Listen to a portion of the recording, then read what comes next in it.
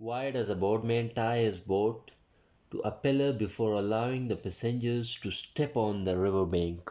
ایک بوٹ میں سواریوں کو اتارنے سے پہلے اپنے بوٹ کو پلر سے کیوں باندھتا ہے؟ اس کا جواب بہت ہی آسان ہے، کیونکہ بوٹ بآسانی واٹر سرفیس پر فلوٹ کرتا ہے۔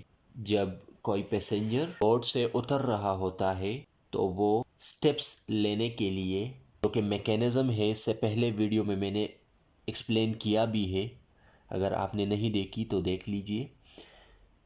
جب ہم چلتے ہیں تو ہم جس بھی سرفیس پر چل رہے ہوتے ہیں اس کو پیچھے کی طرف پش کرتے ہیں۔ ہم کوشش کر رہے ہوتے ہیں کہ ہمارا پاؤں پیچھے کی طرف سلائیڈ کرے، لیکن ہمارے پاؤں اور جس سرفیس پر ہم ہوتے ہیں اس کے درمیان جو فریکشن ہوتا ہے وہ اس سلائیڈ کو روکتا ہے فریکشن کی وجہ سے، اور اسی فریکشن کی وجہ سے ہم پر ایک فارورڈ پش لگتا ہے جس کی وجہ سے ہم آگے موو کرتے ہیں۔ جب پیسنجر اتر رہے ہوتے ہیں تو بھی وہ بوٹ کے فرش ہوتا ہے اس کو پیچھے کی طرف پش کرتے ہیں تاکہ وہ آگے جا سکے، تاکہ اس پش کے نتیجے میں ایک ری ایکشن آئے اور اس ری ایکشن کے نتیجے میں وہ آگے بڑھ سکے اور بوٹ سے اتر سکے بینک کی جانب۔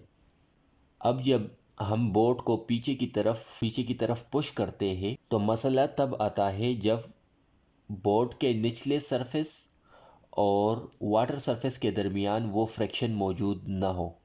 بوٹ فریلی واٹر سرفیس کے اوپر فلوٹ کرتا ہے اور وہ ریزسٹنس نہیں ہوتی جو ہمارے پاؤں کے پش کو سٹاپ کر سکے، یعنی کہ یہاں اس بوٹ اور واٹر سرفیس کے درمیان جو فریکشن ہے وہ اتنا کم ہوتا ہے کہ ہمارے پاؤں کی وجہ سے جو پش لگا ہے اس کو سٹاپ نہیں کر پاتا۔ اس پش کی وجہ سے یہ بوٹ پیچھے کی طرف دوبارہ دریا میں جا سکتا ہے۔ اس کو روکنے کے لیے بوٹ مین اس بوٹ کو پلر کے ساتھ باندھتا ہے تاکہ اگر اس پش کے نتیجے میں یہ بوٹ پیچھے کی طرف جائے تو یہ روپ اسے روکے رکھے تب تک جب تک ساری سواریاں اتر نہ جائے بینک پر۔